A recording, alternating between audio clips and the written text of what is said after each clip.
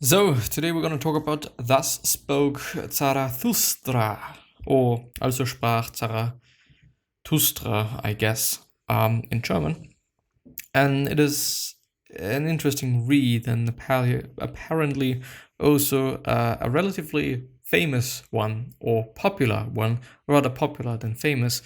And it's written by Friedrich Nietzsche, the German philosopher, and I actually started to read the original book or the full book, but I really am willing to go through a summary of it, also for the sake of understanding it better, but also just for giving it to you. It was recommended to me by a good friend of mine, whom I'm hopefully gonna see in just a little tiny bit of time. Yeah, I'm missing you. If you see that, maybe you see that. I don't know. Anyway, I'm very well. Maybe you can see that it's a bit of blood on my forehead. I've just kind of scratched my forehead and now it's bloody, but yeah, it is what it is. I'm gonna go ahead like that because I don't fucking care. So, Thus Spoke Zarathustra, summary and analysis of the prologue. Nietzsche's Thus Spoke Zarathustra begins with the line, "When Zarathustra was 30 years old, he left his home and the lake of his home, and went into the mountains." Zarathustra is a kind of modern-day prophet. He leaves the world to live as a hermit in the mountains, but one day his heart is transformed and he feels the need to go back into the world of humanity. He first has a conversation with the sun and tells the sun that he has tired of all the wisdom he has accumulated during his time alone. He tells the sun that the reason he wants to return to humanity is so that he can spread the wisdom he has attained to all people. As Zarathustra is coming down from the mountain, he encounters an old man. The old man tells Zarathustra that he saw him pass by 10 years ago. The old man can tell that Zarathustra has been transformed. He wants Zarathustra not to return to civilization with the fire of his knowledge, for everyone who starts a fire will be punished as an arsonist. Zarathustra replies that he loves mankind. The old man asks him why he doesn't want to stay in the woods with the birds and the bears. The old man himself lives in the woods to get away from human beings, saying that they are too imperfect for him. He prefers to commune with God in the wilderness away from humanity. As they part, Zarathustra is surprised that the old man, as wise as he is, has not heard the news that Zarathustra has come to bring. God is dead. Zarathustra enters a town and he begins speaking to a crowd of people waiting to watch a tightrope walker. He begins to tell them about the overman, a state of being that they are capable of entering. He says that as they laugh at the apes, so the overman laughs at a regular human being. The people should no longer listen to anyone who tells them that their soul must escape their body to go to heaven, because God has died. The overman's greatest hour is when he overcomes feelings and states such as happiness, reason, virtue, and justice. When Zarathustra finishes, the crowd thinks he's been talking about the tightrope walker and they laugh at him.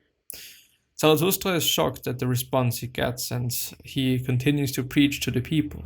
He tells them that as human beings they can cross over and go under. This, he says, is the true way to sacrifice oneself to the earth and become an overman. The overman is a person who lives in order to know, who lives to create virtue, and who seeks no thanks for his virtue. The people still laugh at him, so Zarathustra decides to tell them of the last human being. The last human being upon the earth will realize that human beings invented happiness. He will realize that love was simply an evolutionary reaction to the body's need for warmth. The last human being will not want wealth or poverty, nor will he desire poverty, because both will be too burdensome. As Zarathustra finishes his first speech, the crowd laughs and mocks him. Zarathustra realizes that his words are not having an effect. While the crowd is laughing, the tightrope walker begins his routine. As the performer gets halfway across the span of his rope, he hears a voice coming from behind him. The voice is telling the tightrope walker to move out of the way, to go back to his town, and suddenly the being behind him jumps over the tightrope walker. The walker, so surprised by this, falls from this rope and lands next to Zarathustra, slowly dying from the fall. The tightrope walker asks Zarathustra if he thinks he can stop the devil from dragging him to hell as he dies. Zarathustra only confronts him and tells him that he will no longer exist and that to die through the dangers of one's work is a great honor. Zarathustra sits next to the corpse until nightfall and then buries it. He brings the corpse to a graveyard where the gravediggers laugh at him for trying to steal a soul from the devil. On the way there, the jester who jumped over the tightrope walker, causing his fall, sneaks up on him and whispers in his ear to leave the town. He tells him that the peers hate him, as do the good and just, and that if he stays another day, they will all kill him. As Zarathustra walks on with the corpse, he becomes angry and stops at a hut in the woods where an old man offers him bread and wine. After eating, he continues wandering for 2 more hours, finally stopping to sleep after he buries the corpse in the hollow of a tree. He wakens in the late morning and realizes that talking to the masters of people is like carrying around a dead corpse. He needs to find companions who will follow him around and learn from his teachings. As he thinks these thoughts, he looks up to see an eagle with a snake around its neck. The snake is not the bird's prey, however. They are friends, and to Zarathustra their friendship represents his need to couple his wisdom and his pride. If his wisdom were to leave, he thinks his pride must leave as well. The prologue ends with the words, "Thus began Zarathustra going under." Analysis. In the prologue, the reader is first introduced to him, a man who ventured into the wilderness 10 years ago and has found contentment and enlightenment during this time alone. He is given the idea that because of his love for mankind, he will venture down his mountain to proclaim to civilization that there is a better way to live. He speaks to the sun, and seeing how the sun ascends and descends every day, decides he will do the same. Thus Spoke here is filled with allusions to classical philosophy and literature. Zarathustra's conversation with the sun and his descent back into civilization is an allusion to Plato's myth of the cave, in which a philosopher descends into a cave to share his insights. Descending and ascending are important concepts in Thus Spoke Zarathustra. In each case, Nietzsche describes a kind of transformation that happens to the individual. Zarathustra ascends to his mountain wilderness and becomes a different kind of being, an enlightened individual. He descends to become different again, a kind of prophet and philosopher.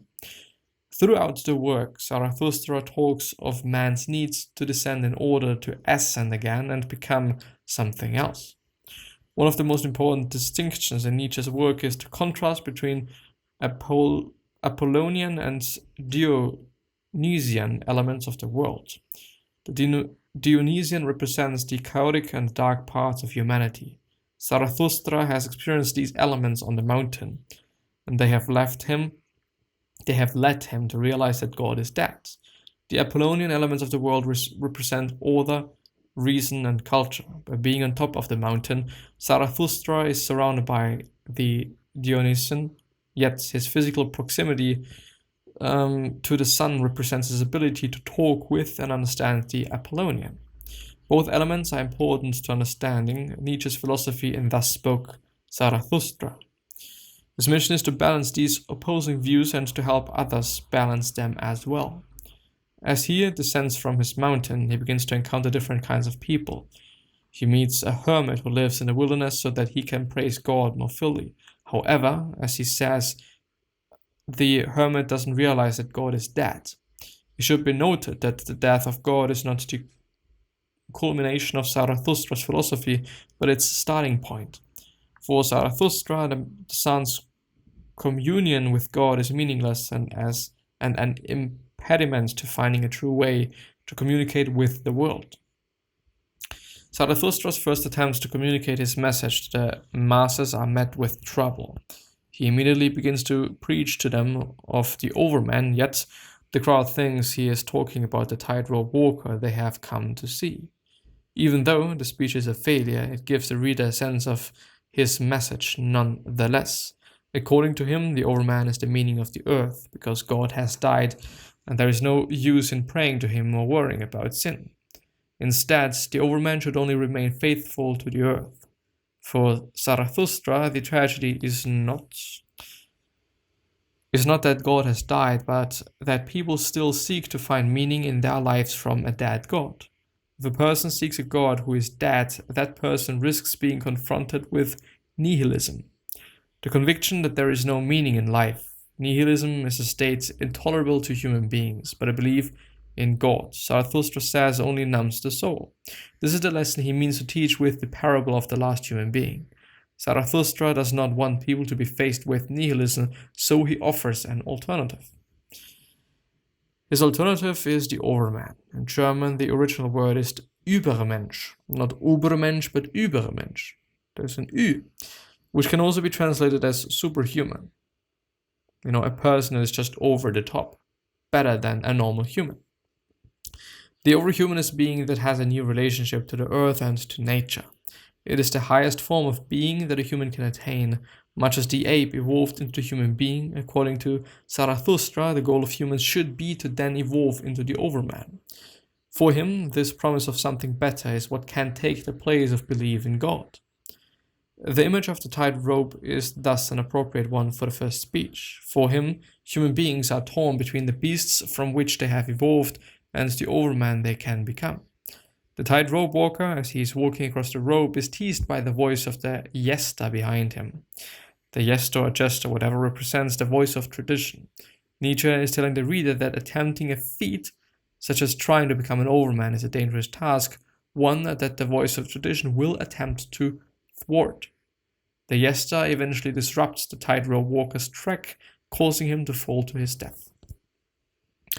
As he talks with the dying performer, the reader can see how foreign Zarathustra's message is to the society he has encountered, while the tightrope walker attempts to talk of his eternal destiny, albeit a destiny in a hell. Zarathustra simply tells the man that there is no hell, rendering the question of his eternal destiny moot. Zarathustra's conversion of the man to atheism secures a peaceful death for him. For Zarathustra, the man's life is meaningful because he dies in the face of the danger he lived in. He wanders through the forest, finds some food from another old hermit, and realizes that all his attempts to convey truth to people have been for naught. Everyone he meets heckles him, and the jester who killed the tightrope walker tells him that he needs to leave the town or he will be killed. After sleep, Zarathustra realizes that he must try a new strategy. Instead of speaking directly to the crowds, he needs to speak to a group of disciples.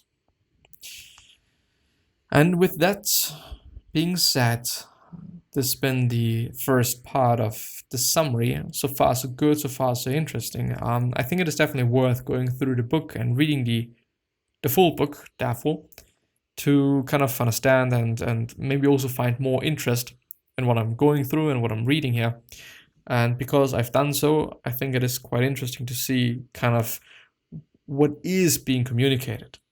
I'm not the best at deciphering what texts might mean. I've never been a big reading guy. I've never been, I would also say that I might not be the most intelligent person there is, definitely not. And so I do have a harder time understanding and deciphering, but especially deciphering meanings of texts. And therefore it is definitely a good use of time for me. And so yeah, I definitely invite you to read the book as well and go through it. It is worth the time, especially because it is a fictional book, but can still give you very important and proper parts of philosophy. Also, I mean, Nietzsche is definitely an important figure in philosophy and has always been. Well, always is a bit overdone, but he has been and he still is. And so it's worth going through. So yeah, that being said, I'm gonna see you the next time. Stay safe and healthy. Keep your distance. And don't be an asshole. See you soon.